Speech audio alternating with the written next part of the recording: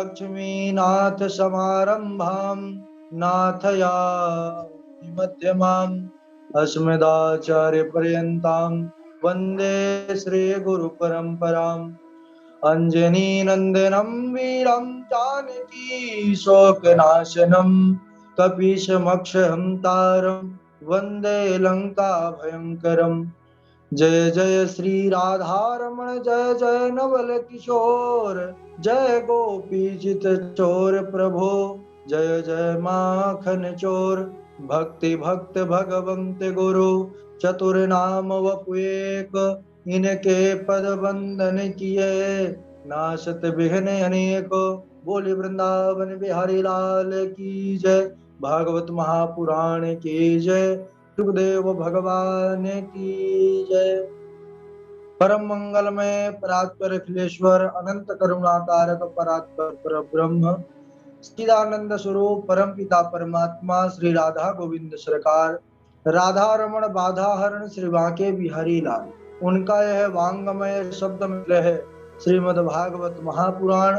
कोटि कोटि नमन कोटि कोटि प्रणाम परम पावन पुराण ग्रंथ पारमहंसों की पावन संहिता को परमाराध्य नंदन नंदन यशोदा नंदन ब्रज निरंजन देवकी नंदन श्याम सुंदर श्री कृष्ण के पाद पद्मों पर कोटशा नमन नतमस्तक वंदन एवं अभिनंदन। उनकी आह्लादनी शक्ति प्राणप्रिया जगत वंदनी वृषभानुनंदनी भाश्रुति जगदीश्वरी वर्षाने वाली श्री किशोर के पावन चरणारविंदों पर कोटशा प्रणति। समस्त भूतादि कशी राम में सब जग जानी करहूं प्रणाम जोर जुग पानी। भगवान राधा माधव की बड़ी महती कृपा की उसके फल स्वरूप हम सब इस सात्वत संहिता श्रीमद् भागवत साप्ताहिक कथा तैयारी का संकल्प लेकर के इस स्थान से जुड़ते हैं और भागवत पुराण के विविध चरित्र प्रसंग श्लोकों को सुनते हैं पढ़ते हैं समझते हैं और तैयार करने में लगे हो। देखिए सज्जनों, हम सबको यह बड़े ही भाग्य से क्षण प्राप्त हो रहा है, तो हम सबको चाहिए कि इस अवसर का पूर्ण रूप से लाभ लें, लगन और अपने कठिन परिश्रम के साथ भागवत पुराण के विविध चरित्र प्रसंग श्लोकों को हम विधिवत रूप से तैयार करें। देखिए, हम सबका अभी प्रवेश अष्टम स्कंद में हुआ है और अष्टम स्कंद में राजा परीक्षित के प्रश्न करने पर 14 मनवंतरों का वर्णन कर रहे हैं सुखदेव भगवान। चौथे मनवंतर तामस नाम का जो मनवंतर हुआ उसमें हम सब ने गजग्राह का जो पावन संवाद था उसको श्रवण किया। आशा करता हूं कि आप सब उसको तैयार भी किए होंगे। इसके बाद छठवा जो मनवंतर हम सब छठवें मंत्र चक्षु के पुत्र चाक्षुष हुए और उस मनवंतर में भगवान किस प्रकार से समुद्र मंथन कराए, यह पावन कथा को हम सब श्रवण कर रहे थे, प्रवेश ही किए थे। देखिए, समुद्र मंथन की आवश्यकता क्यों पड़ी? जब देवता लोगों को उनको अपने अपने घर यानी स्वर्ग से निकाल दिया गया, तब ये भगवान नारायण के शरण में गए। भगवान नारायण ने कहा कि देव से संधि करो और फिर समुद्र मंथन करो। हम सबने कल श्रवण किया किस प्रकार से देवता और दानव मिलकर के मंदराचल पर्वत को उखाड़ लिए, ले जाने में समर्थ नहीं रहे तो भगवान अजित रूप धारण करके उसको सागर के मध्य में स्थापित करते हैं।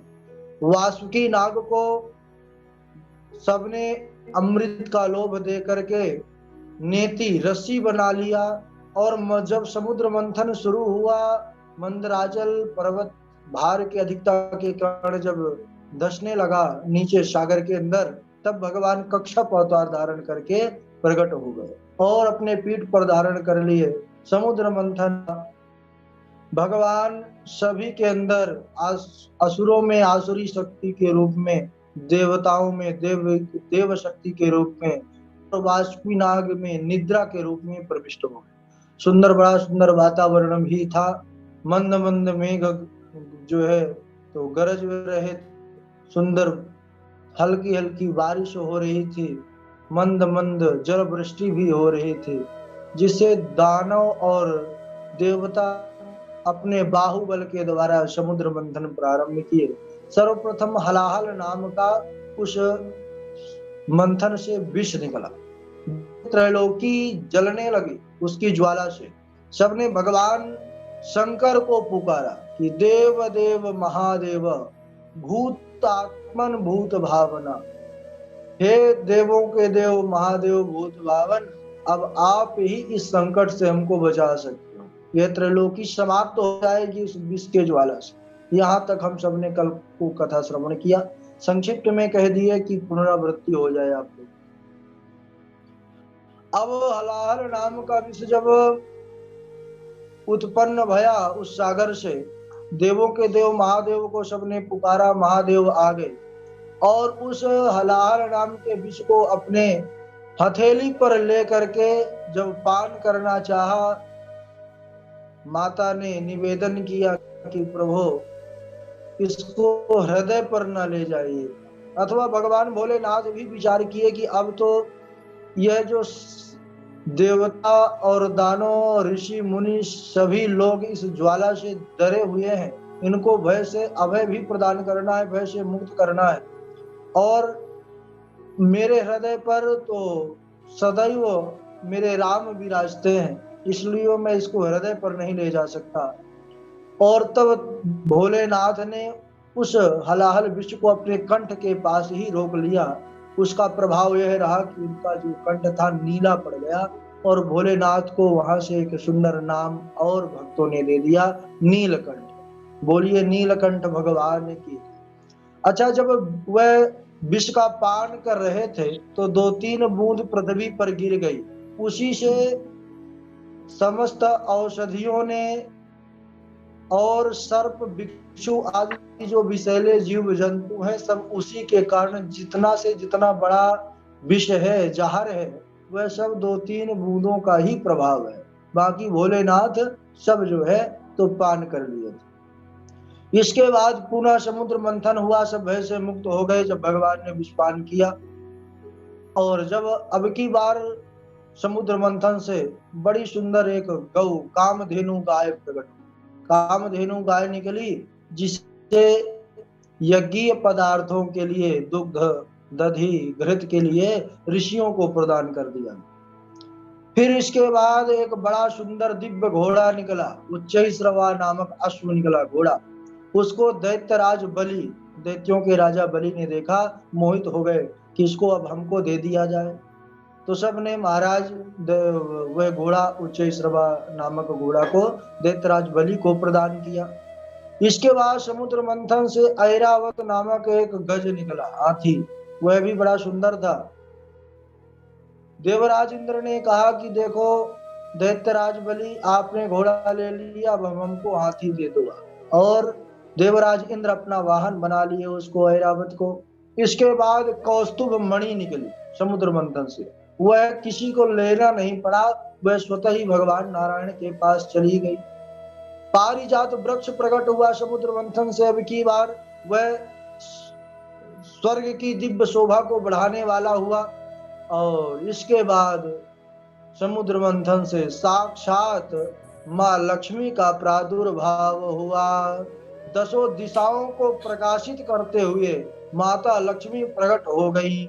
ततश्चाविर्भूत साक्षात श्री रमा भगवत परा, रंजयन्ती दिशा कांत्या विद्युत सौदामनी यथा। माता लक्ष्मी 10 दिशाओं को प्रकाशित करते हुए प्रकट हो गई। जिन्होंने देखा सबने माता को लक्ष्मी को प्राप्त करने की इच्छा मन में लाई। देवता ऋषि मुनि सभी जो है दानव पंक्तिबद्ध होकर के बैठ गए। माता लक्ष्मी हाथ में वरमाला लेकर के प्रकट भई थी। माता लक्ष्मी अपने अनुरूप वर को खोजने लगी, दृष्टि से देखने लगी। सर्वप्रथम लक्ष्मी माता की दृष्टि दुर्वासा ऋषि पर पड़ी। माता लक्ष्मी उनको देखती है तो कहने लगती है, मन ही मन विचार करती हैं कि नूनम तपो यस्य न मन्यु निर्जयो, कि ये तपस्वी तो बहुत हैं लेकिन परंतु क्रोधित बहुत है। क्रोध भी इनके अंदर बहुत ज्यादा है, इसलिए यह मेरे उपयुक्त वर नहीं है। और आगे बढ़ी तो देखती है कि देवगुरु बृहस्पति और दैत्य गुरु शुक्राचार्य जी यह दोनों बैठे हुए थे लाइन। इनको देख करके माता ने विचार किया, लक्ष्मी माता ने, कि ज्ञानम क्वचित न संग वर्जितम, कि ये दोनों ज्ञानी तो बहुत हैं, लेकिन देवता और दैत्यों की आसक्ति के कारण सदा ही ये परेशान भी रहते, इसलिए यह मेरे उपयुक्त वर नहीं है। और आगे बढ़ी तो ब्रह्मा जी और चंद्रमा बैठे हुए थे। माता लक्ष्मी विचार करती हैं कि कश्चिन महान तस्य न कामिनीर्जय, कि यह महत्वशाली तो बहुत हैं, लेकिन यह काम पर विजय नहीं प्राप्त कर सके, इसलिए यह भी मेरे अनुरूप वर नहीं है। और आगे बढ़ती हैं तो क्या देखती हैं कि देवराज इंद्र बैठे हुए। उनको देख करके माता लक्ष्मी ने विचार किया कि स ईश्वर किम पर तो व्यपाश्रया, यह ऐश्वर्यशाली तो बहुत है, लेकिन इनको सदैव दूसरों से सहायता लेनी पड़ती है, इसलिए यह भी मेरे लिए ठीक वर नहीं है। और आगे बढ़ती हैं, आगे परशुराम भगवान बैठे हुए। माता लक्ष्मी ने कहा कि यह धार्मिक तो बहुत है, लेकिन प्राणियों के प्रति इनके हृदय में सौहार्द नहीं है, इसलिए यह भी मेरे लिए ठीक ठाक नहीं है। और आगे बढ़ी तो क्या देखती हैं कि भूत भावन भोलेनाथ बैठे। भोलेनाथ को देख करके माता ने कहा कि इनमें कोई दोष नहीं है, लेकिन इनका जो वेश है ना, यह मेरे अनुरूप नहीं है, इसलिए यह भी मेरे लिए ठीक वर नहीं है। और इस प्रकार आगे बढ़ी जाती थी, तभी तक उनकी दृष्टि जो है भगवान के ऊपर पड़ी, भगवान नारायण। वह लक्ष्मी के तरफ पीठ करके बैठे हुए। माता लक्ष्मी ने विचार किया कि यह कौन है ऐसा जिसको मेरी चाह नहीं। दौड़ी दौड़ी भगवान नारायण के तरफ गई तो भगवान नारायण मुख फेर लेते हैं। तब तक माता लक्ष्मी को प्रभु के सुंदर छटा का रूप माधुरी का दर्शन हुआ, बड़ी प्रसन्न है।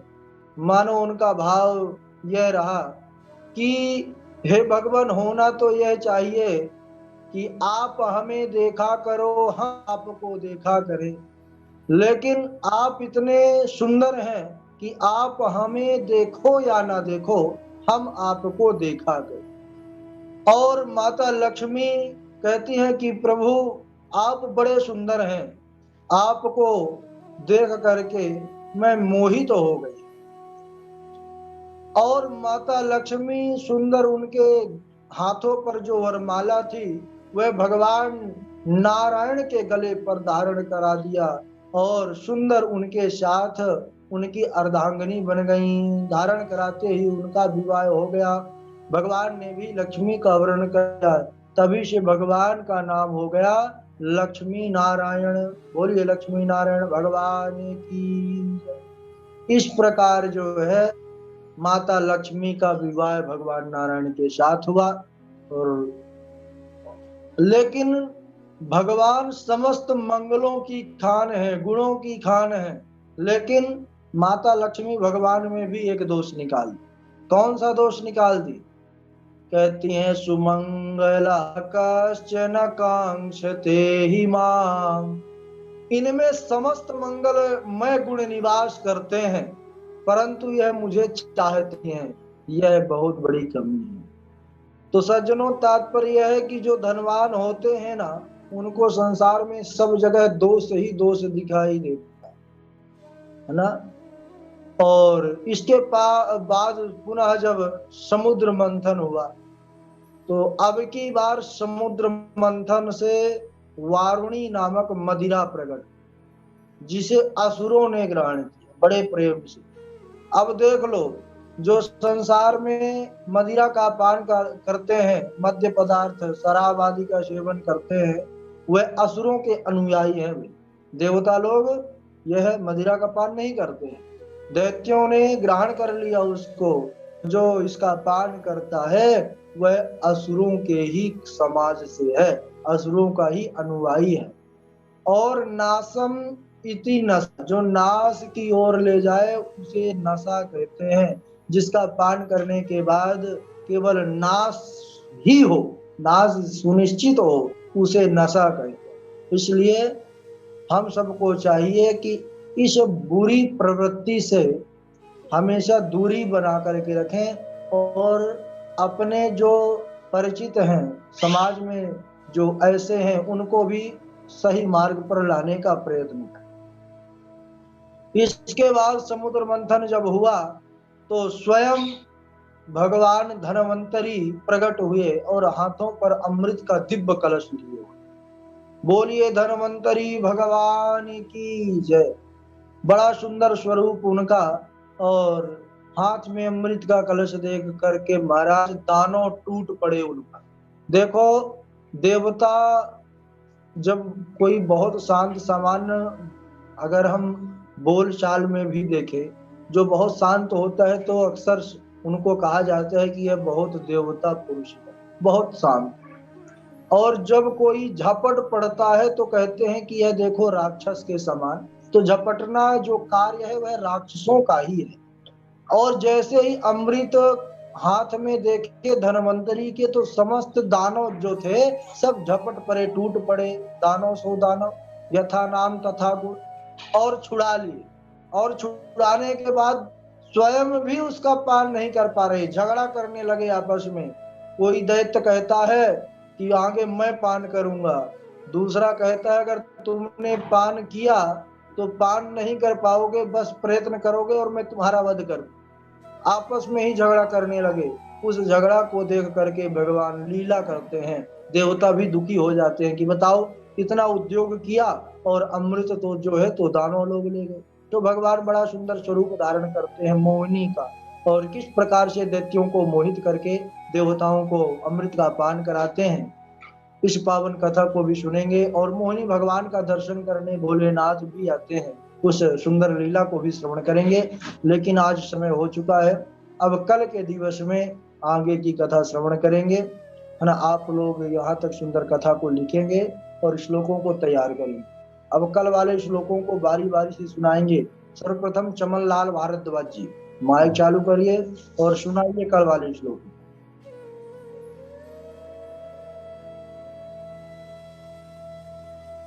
चमन लाल भारद्वाज जी सुन पा रहे हैं? राधे राधे जी, प्रणाम। हाँ जी, हाँ जी, जय श्री नारायण, सुनाइए। यदा दुर्वास सापात सेन्द्रा लोकास्त्रयो नृपः काश्चा भवस तत्र नेशुरी जया दया क्रिया हरयोऽपि हि सन्धया सती कार्यार्थ गौरवे अहिमोष्क बदवे देवा हयर्थस्य पदवीं गते देव देव महादेव भूतात्मना भूत भावना त्राहिणः शरणापन्नाश त्रैलोक्य दहनाद विषात। चलिए ठीक है। इसके बाद पावनी सुनाएंगी। पावनी। राधे राधे गुरु जी। यदा दुर्वासाः शापात् सेन्द्रालोका सत्रयो नृपा नेहसि काशचाभवस्य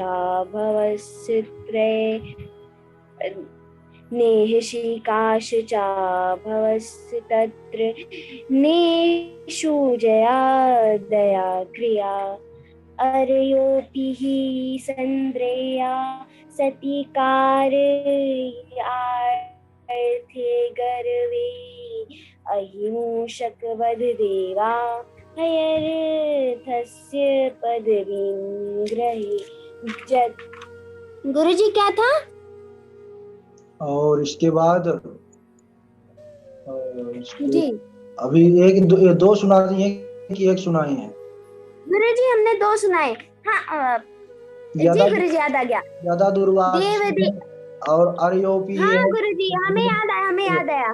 देव देव महादेव भूततामन भूत भावना त्राहिना शरणापन्नास त्रैलोकस्य दहनाद विषाद। जी गुरुजी राधे राधे। वो गुरुजी हम थोड़ा एसी चलाने के लिए उठे तो हमारा दिमाग इधर। ठीक है बढ़िया बढ़िया याद किया आपने भी। और इसके बाद डॉक्टर धर्मपाल शर्मा जी सुनाएंगे। गुरुदेव नमस्कार। हाँ जी सुनाइए। यदा दुर्वास सह सापात सिंद्रालोकाश्रयो नृपः निःश्रिकाश्च भवंस्तत्र नेषुरिज्यादयः क्रियाः आरोपिः सन्धेयः सति कार्यात् गौरवे अहिमूषक वददेवा हयार्थस्य पदवीं गते देव देव महादेव भूतात्मन भूत भावन राहिनः शरणापन्नां त्रैलोक्य दहनाद विषाद। जय गुरुदेव। ठीक है बहुत सुंदर। डॉक्टर जय सोनाली शर्मा जी सुनाएंगी। राधे राधे गुरुजी। हाँ राधे राधे। यदा दुर्वाससः शापात् सेन्द्रालोकास्त्रयो नृप निःश्रिकाश्चा भवन्तत्र नेषुरिज्यादयः क्रियः अरयोऽपि हि सन्धेयाः सति कार्यार्थगौरवे अहिमूषक वददेवा हयर्यस्य पदवी गतैः। एक छोटा सा भी था गुरुजी, शायद आपने वो नहीं किया था। न संरंभेण न संरंभेण सिद्ध्यन्ति सर्वेऽर्थाः सान्त्वया यथा। इसके बाद है देव देव महादेव भूतात्मन भूत भावन त्राहिनः शरणापन्नां त्रैलोक्य दहनाद विषाद। राधे राधे गुरुजी। तेजस्वी तिवारी सुनाएंगे। तेजस्वी तिवारी माइक चालू करिए अपना। तेजस्वी सुन पा रही हैं? जी गुरुजी राधे राधे। हाँ राधे राधे सुनाइए। यदा दुर्वास शापेन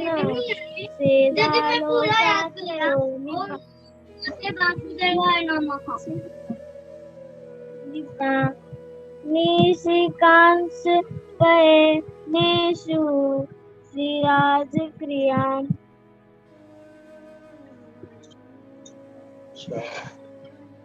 बस हो गया, इतना ही तैयार है?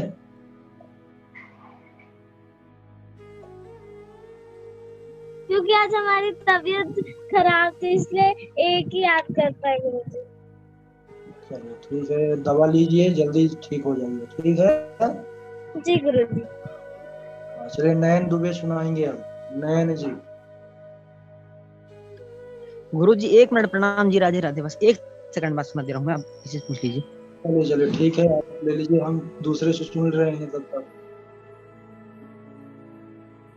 सुरेश चंद्र जी सुना देंगे। जी गुरुजी राधे राधे।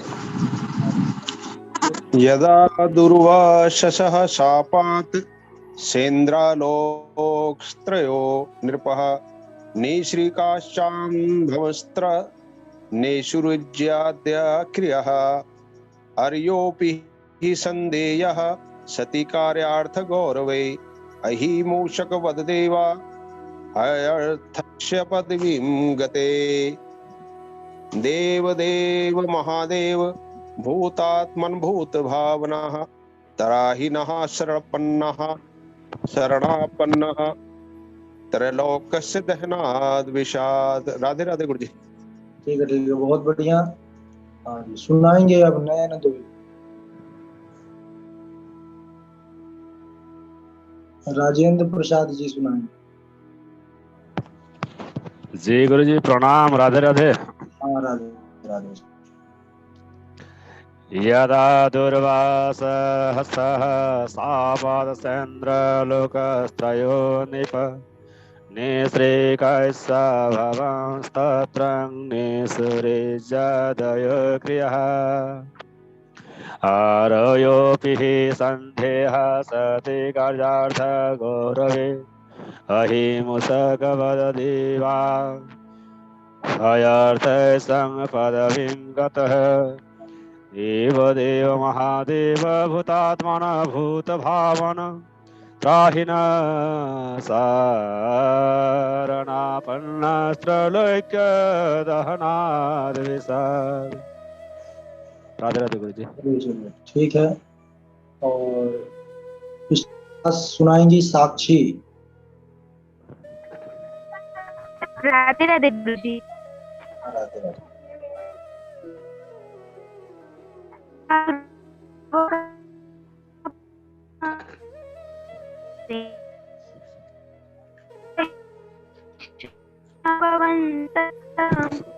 ईश्वरीजादये क्रियाम् अयोपि संदेया सति कार्यार्थ गौरवे पदवीं दे देवदेव महादेव भूतात्मन भूतभावन त्राहीन शरणापन्ना त्रैलोक्य दहनाद विषाद। जी गुरु जी। इसके बाद सुनाएंगे गुरुदत्त।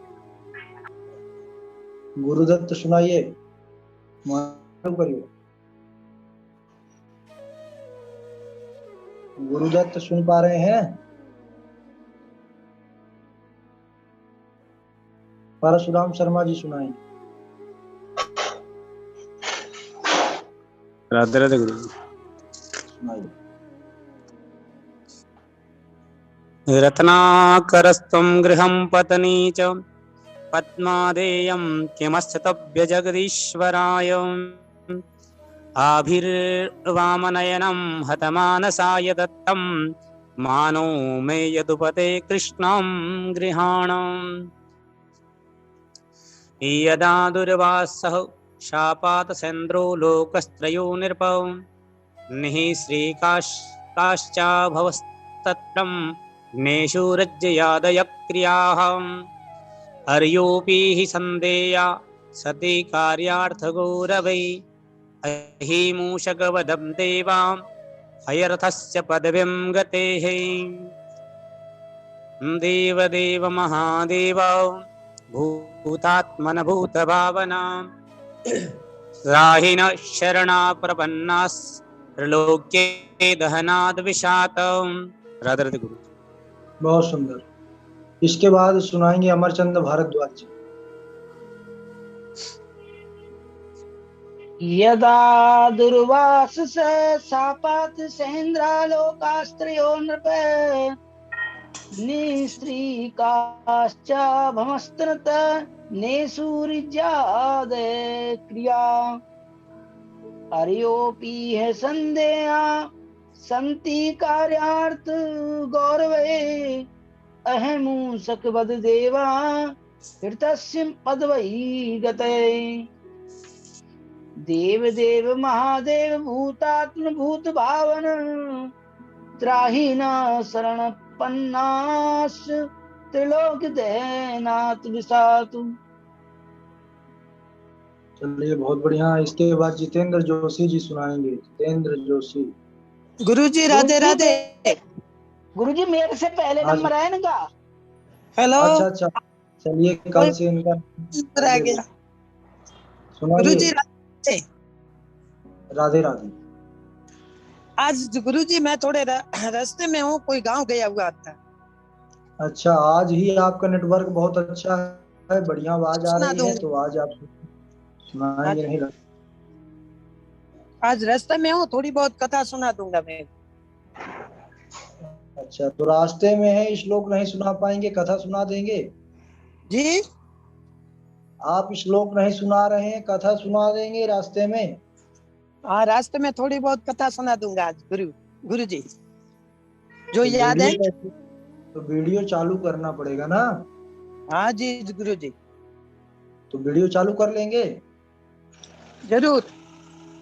चलिए ठीक है, तो हाँ जी, अभी थोड़ा रास्ते में हूँ, फिर मैं एक एक दो 10-15 मिनट के बाद में सुना रहा हूँ।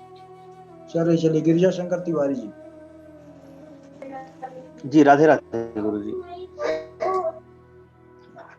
यदा दुर्वाससः शापात् सेन्द्रालोकास्तयो नृप श्रीकाश्य भावन् तत्र नेषुरुज्यदयः क्रियाः अर्योऽपि हि सन्धेयाः सति कार्यार्थगौरवे अहिमूषकवद् देवा यथार्थस्य पदवीं गतैः देवदेव महादेव भूतात्मन भूत भावना त्राहि नः शरणापन्नां त्रैलोक्य दहनाद् विषाद। चलिए चलिए, बहुत बढ़िया। गुरुदत्त व्यास जी, आप सुनाइए, माइक चालू करिए। गुरुदत्त, आपको 2-3 बार बुला चुके हैं, आप माइक चालू कर लिया करिए टाइम से, है ना? बार बार नहीं बोला जाता यहाँ से। हिंदू सर सुनाएंगे। गुरु जी राधे राधे। राधे राधे, सुनाइए। यदा दुर्वासस्य शापात् संग्रह लोकस्य नृपः श्री पश्चात् भवस्त्र नेषुरिज्यादयः क्रिया अरेयोऽपि हि संध्या सति कार्यार्थे गौरवे अहिमूषकवद् देवा आर्यस्य पदवी गते देवदेव महादेव भूतात्मन् भूतभावनः त्राहिणः शरणापन्नां पन्नास त्रिलोकः दहनाद् विषाद। अरे बहुत सुंदर, आज ने तीनों श्लोक अच्छे सुना दिया है। इसका मतलब मेहनत खूब कर रही हैं। ठीक है, करना भी चाहिए, देखिए जरूरी है। डांट का कुछ तो असर होगा गुरु जी। हाँ हाँ, बिल्कुल बिल्कुल। नयन दुबे सुनाएंगे। नयन जी दुबे। प्रणाम गुरु जी, स्पर्श। हाँ, सुनिए नयन। जी क्षमा चाहते हैं गुरु जी, जो आपने वो रिकॉर्डिंग में श्लोक दिया था कल के पूर्व के, तो उसको याद नहीं किए थे, बट हम ये 7वें अध्याय का एक याद किए थे। अच्छा अच्छा, जी सुना दीजिए। नागराज मंत्रय फाल भागेन वासुकिं परिवीय गिरौ तस्मिन् नेत्रमं धीमुदान्वितः आरे बिरे सुसंयुक्ता अमृतार्थं कुरुदुः हरिः पुरस्तता जग्रे पूर्वं देवास्ततो भवन्। जी बहुत अच्छा, चलिए कल ही याद किए हैं, पहले वाला तो याद नहीं है, बता दीजिएगा। नहीं गुरु जी, नहीं कल ही किए थे। चलिए चलिए, ठीक है। और ये नीरज जी, आप नीरज शर्मा ही लिख लीजिए, लाला शर्मा लिखा हुआ है ना? घर वाला जो चलता वाला नाम तो लिखे हुए हैं आप। आपको कल से सुनाना है श्लोक, आज हम भेजेंगे, वही कल सुनाना है। आज केवल आप जुड़ गए हैं, आज लिखना है, आज लिखना है, कल लिखना है सारा। ठीक है, ठीक है गुरु, ठीक है गुरु जी, चरण स्पर्श। और इसके बाद जो है पावनी बताएंगी कि आज नंबर किस। मेघ श्यामल कोमलांगम जैत जैत पृथ्वी भारनासो मुकुंद है कृष्ण तुदिये पद पंकज जप जरांते अद्वैत में विसतु मानस राजहंस प्राण प्रयाण समय कपवात पित्त कंठावरोदन विदो स्मरणं कुतस्ते वराह पीडम नटवर वपु कर्णयो कर्णकारकम विभद्रवास कनक कपि संवैजयन्ती च मालाम् रंध्रान वेणधर सुदया पूरयन गोप वृंदे वृंदारण्यम स्वपद मणम रमणम प्रावसद गीत कीर्तक करारविंदेन पदारविंदम मुखारविंदे विनेश विने वेशयन्तं वटस्य पत्रस्य पुटे सानं बालं मुकन्दं मनसा स्मरामि अंजनानंदनं वीरं जानकी शोकनाशनं कपीशमक्षहन्तारं वन्दे लंका भयंकरम् मूकं करोति वाचालं पंगलंघयते गिरं यत्कृपातमहं वन्दे परमानंद माधवम् भक्त भक्त भगवंत गुरु चतुर्नाम वपेक इनके पद वंदन किए नासत विघ्न अनेक ध्येयं सदा परवग्न पृष्ठ दोहम तीर्थास्पदम शिव विरंचन्नुक्तम शरणम्यम भृत्यार्थे प्रणत पाल भवाद पोतम वंदे महापुरुष ते चरणारविंदम त्यक्त्वा सुदस्य जसरे सत राजलक्ष्मीं धर्मष्टम आर्यवचसा यदगादरण्यम माया मृगम दयतये मनवधावत वंदे महापुरुष ते चरणारविंदम बंसी विभूषित करान वनरीर दावात पीतांबर दारुण विमफल धरोष्ठात पूरेन्द्र सुंदर मुख रबंद नेत्रात कृष्णात परम किमपि त्वं मह्यं न जाने अज्ञान तिमरान दस्य ज्ञानानंदन शलाकया चक्षुर्मीलितं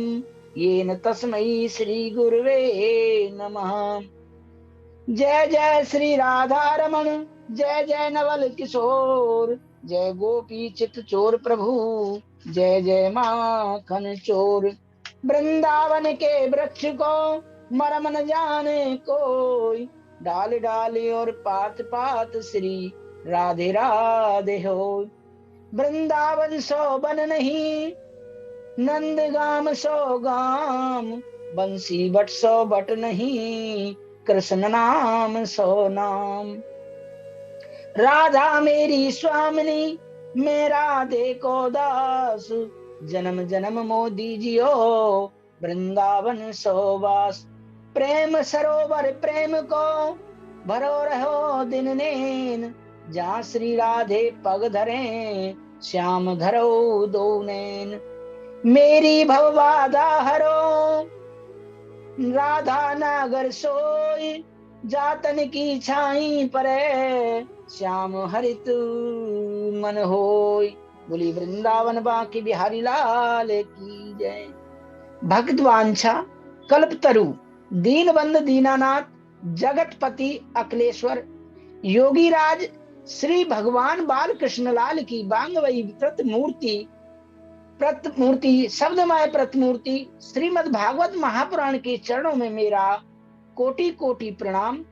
श्री मेरे परम आराध्य राधा सर्वेश्वर भगवान अनंत कोटि ब्रह्मांड नायक अचिंत कल्याण गुणगान निदान सर्वेश्वर सर्वादि अकारण करुणा वर्णालय अकारण करुणाकारक सकल जन कल्प साप हारक परात्पर परम ब्रह्म अनंत कोटि कंतर्प दर्प दलन पटियान निर्गुण निराकार सगुण साकार जगदेत बंधु कर्णिक सिंधु सच्चिदानंद घन परमात्मा श्री कृष्ण एवं श्री राधा रानी जी के युगल चरणों में अरविंदों में दास का बारंबार प्रणाम।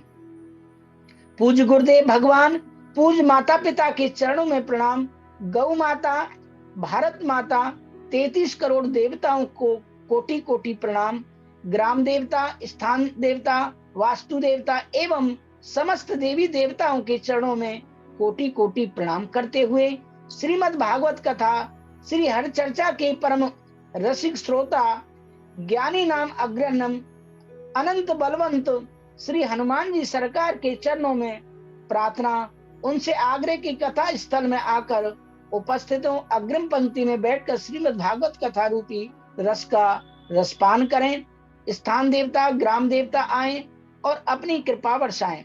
जूम ऐप के माध्यम से जुड़े उपस्थित जिनका चरित्र सती सीता अनुसुईया के समान है, ऐसी पूज्य भक्तिमयी मातृ शक्ति और यत्र तत्र से जुड़े विद्वानजन, भगनी एवं बांधवों, समस्त श्रद्धालु भक्तों के हृदय में विराजित अनंत कोटि ब्रह्मांड नायक सच्चिदानंद भगवान के चरणों में प्रणाम करते हुए आइए हम सभी श्रीमद् भागवत कथा ज्ञान यज्ञ रूपी गंगा को श्रवण करें और अपनी आत्मा को पवित्र करें। जीवात्मा मन, क्रम, वचन 3 प्रकार से मनसा वाचा कर्मणा 3 प्रकार से पाप करता है।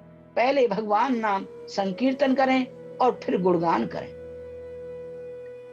श्रीमन नारायण नारायण नारायण, भजमन नारायण नारायण नारायण, भजमन नारायण नारायण नारायण, श्रीमन नारायण नारायण नारायण।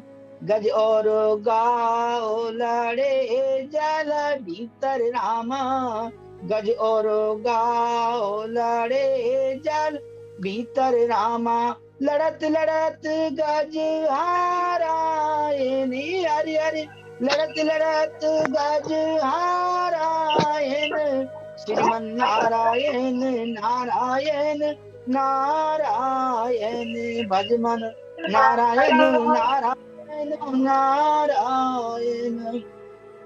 जो भर सुन रही जल भीतर रामा, जो भर सुन रही जल भीतर रामा, जब हरि नाम उच्चारायण हरि हरि, जब हरि नाम उच्चारायण, श्रीमन नारायण नारायण नारायण, भजमन नारायण नारायण नारायण। गज की टेर सुनी ठाकुर ने रामा, गज की टेर सुनी ठाकुर ने रामा, नंगे पावन गावायन हरि हरि, नंगे पावन गावायन, श्रीमन नारायण नारायण नारायण, भजमन नारायण नारायण नारायण। बोली वृंदावन बांके बिहारी लाल की जय। देखिए, जो पिछले वक्तव्य में हमने परीक्षित की कथा का चरित्र सुनाया कि किस तरह से कलयुग का राजा परीक्षित का कलयुग से संवाद हो रहा है। कलयुग कह रहा है कि महाराज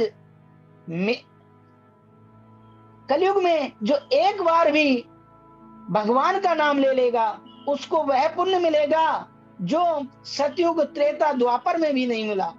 बहुत बड़े बड़े यज्ञ किया करते थे सतयुग त्रेता द्वापर में, तब भी वह फल नहीं मिलता था। कलयुग में केवल नाम मात्र लेने से ही प्राणी का उद्धार हो जाएगा। कहा है तुलसीदास बाबा जी ने कहा है कि कलयुग केवल नाम आधारा, सुमर सुमर नर उतरहि पारा। कलयुग में भगवान नाम की बड़ी महिमा बताई है। एक उसी के ऊपर दृष्टांत है कि एक बार जब सेतु बंधु पुल बन रहा था तो सभी भालू वानर सभी पुल बनाने में लगे हुए थे, पत्थर ढो ढो कर ला रहे थे। एक गिलहरी भी अपना सहयोग कर रही थी, मिट्टी में लिपट लिपट के और जो है का मिट्टी को ला रही थी कि मेरे से जो भी है, लेकिन इतिहास में मेरा नाम तो रहेगा कि एक जो है गिलहरी ने भी सहयोग किया। तो उसी दौरान भगवान राम करते क्या है कि वो एकांत में जाते हैं और चारों तरफ देखते हैं कि मुझे कोई देख तो नहीं रहा, और वह एक पत्थर पर अपना नाम लिखते राम, और उस पत्थर को उस सरोवर में छोड़ देते हैं, सेतुबंधु में छोड़ देते हैं और वह पत्थर डूब जाता है। तो वो चारों तरफ देखते हैं मुझे कोई देख तो नहीं रहा, लेकिन उसी समय हनुमान जी प्रकट हो जाते हैं। तो हनुमान जी से पूछते हैं, हनुमान आपने कुछ देखा क्या? नहीं नहीं प्रभु, मैंने कुछ नहीं देखा। हाँ, मैं यही तो कह रहा था, लेकिन हनुमान मैं पूछना चाहता हूँ कि ये सभी मेरा नाम लिख लिख कर ये समुद्र में छोड़ रहे हैं, लेकिन इनके हाथ से कोई पत्थर डूब नहीं रहा। और मैंने, हाँ महाराज, वही मैं देख रहा था कि आपने अपना नाम लिखा और वह समुद्र में छोड़ दिया और वह डूब गया। बोले कि हनुमान जी, यह बात किसी को मत कहना। अरे प्रभु, इसमें कहने की क्या बात है? जिस पत्थर को, जिस जीव को, जिस प्राणी को आपने समुद्र में उसको छोड़ दिया, तो उसका डूबना तो निश्चित है। अगर भगवान ने ही उसको छोड़ दिया तो उसका डूबना तो निश्चित है। हनुमान जी बोले, हाँ बिल्कुल महाराज, तो इसीलिए आपने अपने हाथ से ही छोड़ दिया, तो उसका डूबना निश्चित है। इस तरह से कलयुग ने कलयुग की महिमा बताई। और फिर आगे परीक्षित एक दिन अपना मुकुट पहनकर, एक दिन महाराज परीक्षित स्वर्ण मंडित मुकुट धारण करके शिकार खेलने के निकल लिए पड़ते हैं। लेकिन श्रोतागणों, मैं बताना चाहता हूं, वह जो मुकुट था वह जरासंध का था, और जरासंध ने अनेक राजाओं को, 100 से भी अधिक राजाओं को बंदी बना करके वह सोना इकट्ठा करके उस मुकुट को बनवाया था। पापी था, और उस पापी का मुकुट भीमसेन ले आए थे और वह एक खजाने में रखा था। उसी पापी के मुकुट को पहन करके राजा परीक्षित शिकार खेलने के लिए निकल पड़ते हैं। जैसा कि बताया भी था कि सोने में जो है कलयुग का वास होता है। तो दिग्ग भ्रमित हो गए, भूख प्यास से पीड़ित होकर महर्षि समीक की कुटिया में पहुंच गए। बाहर खड़े होकर खूब आवाज दी, पर कोई प्रत्युत्तर नहीं आया। कुटिया के भीतर महाराज परीक्षित ने जाकर देखा तो समीक मुनि ने समाधिस्थ बैठे हुए थे। राजा को भ्रम हो गया कि मृषा समाधि राहो स्वतः, इसकी ये झूठी समाधि है, ये मेरा शब्द सुन रहा है, पर आंख बंद करके इसलिए बैठ गया ताकि राजा के चक्कर में कौन पड़े, अपने आप चिल्ला चिल्ला कर चला जाएगा। अरे राजा, ईश्वर का अंश होता है, देखता हूँ असली है कि नकली। एक मरा हुआ सर्प दिखाई पड़ा तो उसे धनुष कोटि से उठाकर महात्मा के गले में लपेट दिया, पर महात्मा भी असली और उनकी समाधि भी असली थी, उन पर कोई भी अंतर नहीं पड़ा। महाराज परीक्षित तो चले गए। संत को समझने में भूल हो जाए तो परिणाम बहुत भयानक होता है। कहीं असली को नकली समझ बैठे तो खतरा ही खतरा है, कहीं नकली को असली समझ बैठे तो भी बहुत खतरा है। रामचंद्र मानस में प्रताप भानु की कथा आपने सुनी होगी। एक पाखंडी महात्मा के चक्कर में पड़कर राजा प्रताप भानु का सर्वनाश हो गया। एक पाखंडी पर विश्वास करके इतना भयंकर परिणाम हुआ, और भागवत में एक असली संत को नकली समझ बैठने की गलती कर बैठे परीक्षित मरा सर्व डाल दिया, चले गए। ये दृश्य एक बालक ने देखा और छोड़कर समीक ऋषि के पुत्र को सूचित किया, और कौश की नदी के तट पर खेल रहा था। जहां पूरा समाचार सुनाया, वह ऋषि कुमार क्रोध में भर गया। वह बालक तुरंत नदी के जल में प्रविष्ट हो गया और कौश की नदी का जल लेकर उसने श्राप दिया, महाराज परीक्षित को भयंकर श्राप दिया। इत लंघित मर्यादम दक्ष कह शब्दों में हनी, दक्ष स्मह कुलंगारम नोदतो में ततोद्वम। हे कुलंगार, तुम्हारे पूर्वजों ने सर्वदा संतों का चरण अपने मस्तक पर धारण की और तूने संतों का अपमान किया। जा मेरा श्राप है, तूने सर्प के द्वारा मेरे पिता का अपमान किया, तो आज से सप्तम दिन में 7 दिन के अंदर तेरी मौत, सर्प के डसने से मौत हो जाएगी, सर्पदंश से तेरी मृत्यु हो जाएगी। ऐसा कहकर जल छोड़ दिया और वह बालक अपने पिता के सम्मुख आया। गले में मरा हुआ सर्प देखा तो मुक्त कंठो रोदत है। इतना क्रोध उस बालक को हुआ कि अपमान की आग में जलता हुआ रोने लगा। जब जोर जोर से रोया तो जो समीक मुनि जो उनके पिता थे, उनकी समाधि खुल गई। नेत्र खोलकर देखा कि इस गले में मरा सर्प पड़ा है, उतार कर फेंक दिया, पुत्र को गोद में ले लिया। बेटा क्या हुआ, तू इतना क्यों रो रहा है? कंठावरुद्ध होने से बालक तो कुछ नहीं बता सका, पर अन्य जो बालक थे उन्होंने सारा वृत्तांत बतलाया। सारा समाचार सुनते ही जहां से ये शब्द कान में पड़ा कि मेरे पुत्र ने 7 दिन में मरने का श्राप दिया, अत्यंत खिन्न मना हो गए। अपने पुत्र से बोले, अरे बेटा तूने कितना बड़ा अनर्थ कर दिया। जिस माँ भागवत की रक्षा करने के लिए हमारे प्रभु माँ के गर्भ में गए और उत्तरा के गर्भ में जाकर उस बालक की रक्षा की, उस परम वैष्णव भक्त परीक्षित को तुमने इतना बड़ा श्राप दे दिया। अब इस भारत भूमि को परीक्षित जैसा धर्मनिष्ठ धर्मात्मा राजा नहीं मिल सकता, क्योंकि अब जो राजा होंगे जब धर्म निरपेक्ष होंगे, धर्म से उनका कोई मतलब नहीं होगा। परीक्षित जैसा धर्मात्मा कहाँ मिल सकता है?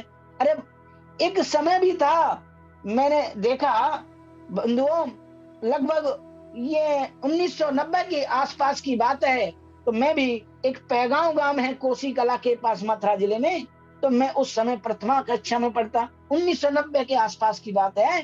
तो जय श्री राम कहने वाले लोगों को, धोती पहनने वाले लोगों को लोग जो है का पुलिस वाले थाने में बंद कर दिया करते थे। तो अगर इस तरह के लोग भी, लोगों का राज हो जाता है, तब भी बड़ा मुश्किल है। अब इस भारत भूमि को परीक्षित जैसा धर्मनिष्ठ धर्मात्मा राजा नहीं मिल सकता, क्योंकि अब जो राजा होंगे सब धर्म निरपेक्ष होंगे। हाँ, एक बार ऐसा भी समय आया कि महात्माओं को औरतों के कपड़े भी पहनने पड़े, सूट सलवार पहनकर जान बचानी भी पड़ी। ऐसे भी हमारे इस युग में शासन आया। जब राजा धर्मात्मा नहीं होगा तो प्रजा में धर्म कहाँ नहीं होगा। परीक्षित जैसा धर्मात्मा कहाँ मिल सकता है? जब प्रजा जब धर्मनिष्ठ होगी तो वर्ण संकरता फैलेगी और ये सारे दोष का कारण तू बनेगा। हे प्रभु, ये क्या अनर्थ हो गया, मेरे पुत्र को, हमारे अपराध को क्षमा करो। पर अब जो होना था वह हो चुका। तुरंत अपने सेवक को भेजकर परीक्षित को ये सारा समाचार सुनाया। जब परीक्षित महाराज ने सुना कि 7वें दिन मरना सुनिश्चित है, तो परीक्षित तो सुनकर बड़ा नाचने लगा। अरे मेरे 7 दिन निश्चित हो गए जीने के, और मैंने इतना बड़ा पाप किया, मुझे तो तुरंत ही मौत आ जानी थी। बड़ा पछतावा हो रहा कि मैंने क्या किया, बहुत ही पछता रहा था। लेकिन जब उनको ये सूचना मिली कि मैं 7 दिन और जीऊंगा तो बड़ा खुश हुआ। तो सर्वस्व त्याग कर सीधे गंगा तट पर शुक्र तीर्थ में जाकर विराजमान हो गए। पश्चाताप की आग में जल पड़े। और जिन संतों को मैंने सर्वदा सम्मान किया, आज उन संतों का अपमान करने की भावना मेरे मन में आई कैसे? ये नीच कर्म मैं तो सोच भी नहीं सकता था। अहो मया नीच नार्यत्व कृतम निरागसी ब्रह्मांड गूढ़ तेजस। बारंबार पश्चाताप करते हुए महाराज परीक्षित गंगा तट पर आकर विराजमान हो गए। ऋषि मुनियों को पता चला कि हमारे सम्राट को 7वें दिन मरने का श्राप लग गया है। तो जितने सिद्ध कोटि के दिव्य महापुरुष थे सबके सब परीक्षित के पास दौड़े दौड़े आए। अत्रि वसिष्ठश्च च्यवन शरद्वानरेष्टमेव भृगुराश्च पराशरोगादि सुतोत राम उतथ्य इंद्र प्रमेद्वदयो वाहो। अत्रि वशिष्ठ पाराशर भृगु परशुराम विश्वामित्र आदि सब के सब आए। इतने संतों का समुदाय परीक्षित ने जब गंगा तट पर आते देखा तो गदगद होकर सबको दंडवत किया, विधिवत पूजन किया और कहने लगे महाराज समझ में नहीं आता कि मुझे श्राप मिला है कि कोई वरदान मिला है। मुझ क्षत्रिय बंधु को के ऊपर आपने अनुग्रह किया, मैंने तो संतों का अपमान किया था मगर ये मुझे समझ नहीं आ रहा है। पर धन्य है संत जो मुझ घर बैठे अनुग्रह प्रदान करने के लिए पधारे। आप समस्त संतों के चरणों में मेरा सत सत प्रणाम, कोटि कोटि प्रणाम। लेकिन एक ही बात जानना चाहता हूँ, मरने वाले को क्या करना चाहिए? म्रियमाणस्य किम कर्तव्यम। चर्चा हो रही थी कि तत्रा भगवत भगवान व्यास पुत्रो यदश्रियाय गामाट मानो अनपेक्ष अलक्ष्य लिंगो निज लाभ तुष्टो व्रतश्च बालेर्वधूत्वेश। अचानक ऋषि मुनियों के बीच में साक्षात भगवान प्रकट हो गए। सोनक जी ने पूछा महाराज कौन से भगवान प्रकट हुए? सूत जी बोले भगवान व्यास पुत्र। मानव भक्त की रक्षा करने के लिए भगवान व्यास नंदन सुखदेव जी बनकर प्रकट हो गए। पहले परीक्षित पर संकट आया, वह भी ब्राह्मण था। अश्वत्थामा उसने छोड़ा ब्रह्मास्त्र का बाण, तो उस अस्त्र से बचाने के लिए भगवान भी अपने शस्त्र सुदर्शन चक्र को लेकर छोड़े और परीक्षित की रक्षा की। अस्त्र का संकट आया तो अस्त्र लेकर भागे। इस बार इस ब्राह्मण ने वाजवज्र किया, वाग वज्र अपने वाणी से जो है बाण छोड़ा, अर्थात वाणी का वज्र चलाया तो मारने का संकट आया। तो भगवान भी व्यास नंदन सुखदेव बनकर वाणी से ही रक्षा करने के लिए प्रकट हो गए। इसीलिए केवल व्यास नंदन सुखदेव नहीं, अब तो तत्रा भगत भगवान व्यास पुत्र, मानो भगवान ही व्यास पुत्र के रूप में पधारे, स्वेच्छा से भ्रमण करते हुए जा रहे हैं। अलक्ष्य लिंगम स्त्री पुरुष भेद रहत। ऐसे परम हंसाचार्य श्री सुखदेव जी के जिन्हें इतना भी ज्ञान नहीं कि स्त्री और पुरुष किसे कहते हैं, उनकी दृष्टि में तो सबसे बड़ी एक सत्ता है। सिया राम मैं सब जग जानी, करहूं प्रणाम जोर जुग पानी। निजाया श्री राधा कृष्ण हूँ, तयो दर्शन एव लावस्तेन संतुष्ट है। भगवान सुखदेव निजानंद में परिपूर्ण है, इसका तो परमानंद इनके भीतर विराजमान है। इनके तो हृदय कमल में श्री प्रिया प्रीतम का नित्य निवास है। उन्हें में सदा रमण करते रहते हैं, रमते रहते हैं। बहरंग दृष्टि इनकी होती नहीं, दुनिया वालों पर दृष्टि इनकी जाती नहीं। ऐसे परमहंस शिरोमणि श्री सुखदेव जी 16 वर्ष की उम्र में नग्न अवस्था में ही घूम रहे हैं। दिगंबर वस्त्र विकीर्ण केशवम, केश खुले हैं, दिगंबर स्वरूप में बड़ी बड़ी विशाल भुजाएं हैं। दिव्य आभा मुख कमल पर चमक रही है। इस मुख कांति को देखकर कई सुंदरियां इनके पीछे लग जाती हैं और कई गांव के बच्चे हाथ धोकर इनके पीछे पीछे दौड़ पड़ते हैं कि पागल आ गया, पागल आ गया। ताली बजाकर नंगा बाबा आ गया, नंगा बाबा आ गया। बच्चों की भीड़ पीछे लग जाती है, पर सुखदेव पर कोई अंतर नहीं पड़ता। कोई अनुराग पूर्वक निहार रहा है तो कोई हमारा उपहास कर रहा है। सुखदेव जी दोनों में बराबर हैं। ऐसे श्याम विग्रह स्वरूप सुखदेव जी का दर्शन किया तो जितने सिद्ध कोटि के संत गंगा तट पर बैठे थे सब के सब उठकर खड़े हो गए और सुखदेव भगवान की जय जयकार करने लगे। परीक्षित आश्चर्यचकित हो गए कि 16 वर्ष का ये बालक आया और ये 10,000 वर्ष के दीर्घ आयु वाले महात्मा खड़े होकर स्वागत कर रहे हैं। इसका मतलब कि बालक साधारण नहीं, कोई सिद्ध विभूति है। परीक्षित ने तुरंत खड़े होकर सुखदेव जी को साष्टांग दंडवत किया। स विष्णु रातौ अथते आगताय तस्मै सर्प्यां शिरसा अजार ततो निवृत्ता हे उदाय स्त्रियो अर्वका महासने शोभ विवेश पूजत है। महाराज परीक्षित ने खड़े होकर दंडवत किया, आसन दिया, षोडशोपचार पूजन किया। जब महाराज परीक्षित को पूजन करते हुए उन बालक और स्त्रियों ने देखा, जो नंगा बाबा आ गया, नंगा बाबा आ गया, इस तरह से जो बोल रहे थे, उन स्त्री पुरुषों ने, बालकों ने देखा, सोचने लगे कि जिसे पागल बाबा समझकर पीछा कर रहे थे, ये तो कोई सिद्ध बाबा निकल पड़ा। अरे हमारे सम्राट इसे साष्टांग दंडवत करके पूजा कर रहे हैं। मैं गुरुजी थोड़ा सा डिस्टर्ब करना चाहूंगा आप सभी को। एक दिन मैं कूलर लेने चला गया और मैंने मौन व्रत कर रखा, तो मैं बोल तो सकता नहीं, थोड़ा इशारा कर रहा, तो मेरी पत्नी मेरे साथ में थी। तो उस दुकानदार ने समझा कि ये जन्म से ही गूंगा है, तो वो बोला बहन जी आप तो बोल सकते हो, आप तो बोलते होंगे। तो मेरी पत्नी ने किया कि उन्होंने मौन व्रत ले रखा है, इस बोलते नहीं है। तो कई बार ऐसा हो ही जाता है, क्षमा चाहूंगा। यदि महाराज ने हमें देख लिया तो लेने के देने पड़ जाएंगे, ऐसा सोचकर सब भाग गए।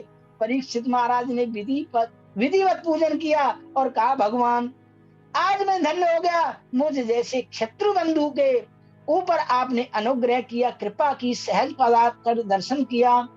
अरे आप जैसे संतों का कोई स्मरण कर ले तो पाप मुक्त हो जाए, स्मरण के साथ साथ कहीं आप जैसे संतों का दर्शन मिल जाए फिर तो कहना ही क्या, और दर्शन के साथ साथ कहीं आपका चरणोदक मिल जाए तो पूछना ही क्या। चरणोदक के साथ साथ कहीं आपके वचनों की गंगा में गोता लगाने को मिल जाए तो तब तो फिर पाप के लेस भी शेष नहीं रह सकता, अंश मात्र भी पाप है तो वह भी टिक नहीं सकता।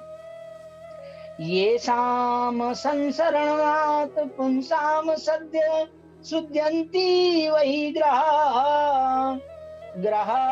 किम पुनर्दर्शन स्पर्श पाद शौचा सुनु सनादव अतः पृच्छामि संसदिं योगिनां परम गुरुं पुरसस्य यत् कार्यं म्रियमाणस्य सर्वदा। परीक्षित जी कहते हैं, मैं धन्य हो गया महाराज, केवल एक ही बात जानना चाहता हूँ, आप योगियों के भी परम गुरु हैं, अतः आपसे पूछना चाहता हूँ कि म्रियमाणस्य किम कर्तव्यम, हर मरने वाले प्राणी को क्या करना चाहिए, वह कृपा कर बताइए। जीवन में क्या श्रवणीय है, क्या सुनना चाहिए और क्या स्मरणीय, क्या भजना चाहिए, जीव का कर्तव्य क्या है और अकर्तव्य क्या है, इसे जरा विस्तार पर पूर्वक मुझे समझाइए। सुखदेव जी बोले, बैठने की देर नहीं और तुमने आते ही प्रश्नों की छड़ी लगा दी। अरे कोई आता है पहले उसे प्रेम पूर्वक बैठने तो देते हैं। परीक्षित महाराज कहते हैं, आप जैसे महापुरुष ज्यादा देर तक बैठते ही कहाँ हैं, गोधन काल से ज्यादा टिकते ही नहीं, इसीलिए मैंने तुरंत प्रश्न किया है। अब आप इन प्रश्नों का समाधान ही देकर यहाँ से प्रस्थान करें। जो सुखदेव जी है ना, ये ज्यादा देर रुकते नहीं है, सिर्फ 6 मिनट रुकते हैं, और इनका जो ठहरने का काम है ये सिर्फ 5 घर जाते हैं, और अगर 5 घरों में भिक्षा मिल गई तो ठीक है, लेकिन ये 6ठा घर जाते नहीं। इनका ऐसा रहन सहन चाल चलन है। आज की कथा मैं यहीं समाप्त करता हूँ। बंधुओं, जो मेरे से गलती हो उसे क्षमा चाहता हूँ। गुरुदेव के चरणों में साष्टांग प्रणाम करता हूँ, यहीं जूम ऐप के माध्यम से। सभी को राधे राधे, जय श्री राधे। राधे राधे, जय श्री कृष्ण।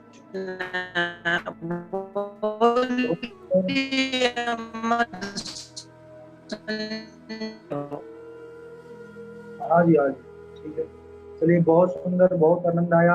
अभी हमारी अमरचंद भारद्वाज जी बहुत सुंदर कथा सुना रहे थे, राजा परीक्षित को किस प्रकार से श्राप मिला, और उसके बाद सुखदेव भगवान के शरण में आकर के कैसा उन्होंने प्रश्न किया।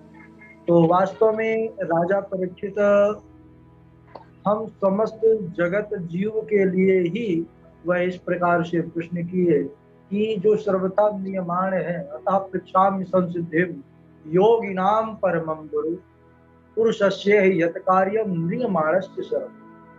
जो सर्वथा म्रियमाण है उसको क्या करना चाहिए भगवान। और फिर इनकी इसी प्रश्न की प्रशंसा करते हुए और दूसरे वरिया ने सिते प्रश्न कृतो लोक हितो न आत्मविस्मृता।